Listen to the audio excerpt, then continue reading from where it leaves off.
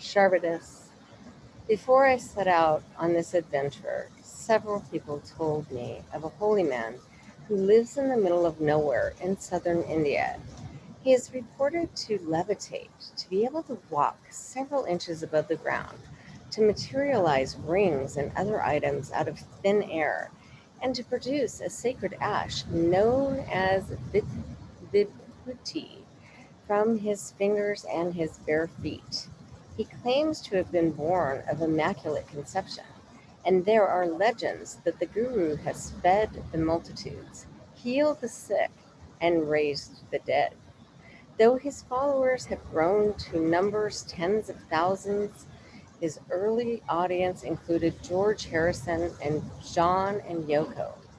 Citing the necessity of faith, the guru has never submitted to an examination of his powers under a controlled environment. At least one inspection of the vibhuti produced from his hands revealed the source to be incense and cow dung. This last thing I don't know when I set out for Puttaparthi to find him. I just think since it hasn't been a girl or the hash on the beach or the priest at the ghats or anything else on this journey, maybe he's the thing I came here to find. The bus from Hampi to Puttaparthi does not take a direct nonstop route. And like most other public transports in India, comfort appears never to have been a consideration in its design. I arrive in town just after 10 p.m., tired and dirty and just wanting a place to lie down and sleep. I find the gates to the ashram easily enough, but I am turned away along with two other pilgrims. Turns out the compound closes at 10 p.m., and there are no exceptions. We are advised that admissions begin again at 7 a.m. The streets are dark, and the town, what else there is of it, is also closed up. Not even a food stall to turn to. Somewhat experienced by now in navigating these surprises, I managed to find a cheap room where I can try to recover from my journey with a night's sleep. At least that is the plan. But the mosquitoes have another one. I'm safely tucked inside a mosquito net, which is capable of protecting my skin. But the mosquitoes have a backup plan. Armed with their tiny metallic audio assault weapons, they swarm my would be resting place with inhumane tenacity. This goes on until I'm simply too tired to care and pass out from exhaustion. The light from the outside world finds its way into my room sooner than I'd like. I splash my face and brush my teeth with bottled water. Then I fasten up my backpack and head back to the compound. I look for chai at a stall near the gates and wait for the official unlocking, which doesn't actually happen at 7 as advertised. The scene on the inside is a little hard to describe without sounding like I'm making it up, but I swear I'm on the set of another remake of Stepford Wives. Everywhere there are Westerners walking around in white robes with a zombie like bliss on their faces. I keep telling myself to keep an open mind because really, what do I know about enlightenment? Inside the ashram's office, I discover I'll have to surrender my passport in order to check in. I'm not happy about this. Most backpackers I've met would not be happy about this. A passport is the traveler's equivalent of a luminous of equivalent of a Linus blanket.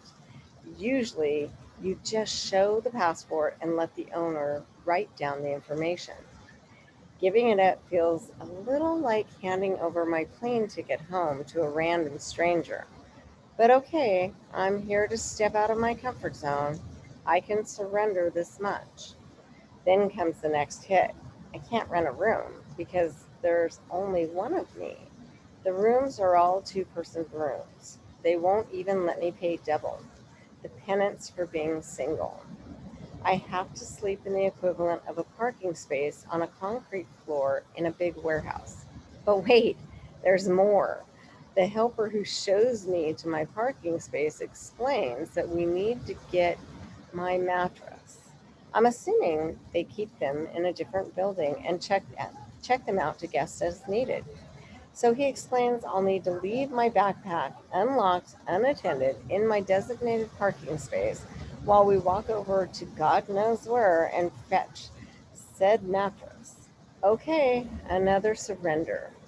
As we walk back across the winding compound, I wonder where exactly we are going. Then we approach the gate and keep going. Finally, I ask my Puttaparthi bellhop where exactly the mattresses are kept. He points across the street to a small shop where the mattresses are stacked up for sale. Yep, that's not a misprint. For sale. I explain that I'm only here for a couple of days. Do they buy it back when I leave? No, but I can leave it at the ashram where they will no doubt collect it and resell it at least several hundred more times. When I bristle, this goes way beyond my surrender. My helper tells me I can buy a grass mat if I like instead, or at least I can take that with me. So I buy a mat for what for about what a grass mat would cost in the States. And on my way back to the parking space, I approach a pavilion where the 8 a.m. session with His Holiness is about to begin. I already have a mat, so I take off my sandals and leave them by the wall outside the platform with 100 other pairs of shoes. Turns out the white clad people floating around the compound have nothing on the chanting supplicants who make up the greatest portion of the audience this morning. I keep repeating the mantras of openness and acceptance, despite the numerous surprises and disappointments of the last 12 hours. Ultimately, though, it doesn't help. To cut to the chase, Baba does not walk on air, nor does he produce any vibhuti from his fingertips, nor make any rings or other gifts appear from thin air. There are no miracle cures, no one gets up and walks away from a wheelchair, and the masses are not fed from 2 fish and 5 loaves of bread. After church is over, I wait for the crowd to thin a little before I roll up my mat and walk down the stairs to where I left my footwear. I find sandals, but instead of my comfortable Tevas in their place, I find a pair of blown out flip flops. Gone is the surrender mantra.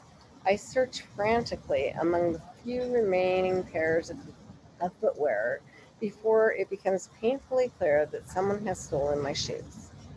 Not mistaken one pair of Tevas for another, but simply stolen them. It is here I completely lose it. Start cursing out loud and sprint barefoot back to my parking space where at least my backpack still awaits, seemingly intact. I unzip it and dig out my running shoes. At least no one has stolen them. I put them on, strap on my backpack, and march back to the office, where I'm now convinced I'm foolishly left my passport. I demand they give it back to me immediately. When they hesitate, I walk over to the stacks of passports on a long table, and before anyone can stop me, I pick up one stack after another and flip through them until I find mine. I hold it in the air to show them, and then exit before anyone has time to do anything about it. I pass the armed guards, go through the winding compound, out the front gates, across the street, and down to the bus station, where I promptly book the next bus to Bangalore. Then go find the nearest cafe and eat some breakfast. While I'm soothing my latest misfortune with chai and masala eggs, I realize there is Western music playing in the background. It is Sting, and the synchronicity of his lyrics comfort me. Men go crazy in congregations. They only get better, one by one by one.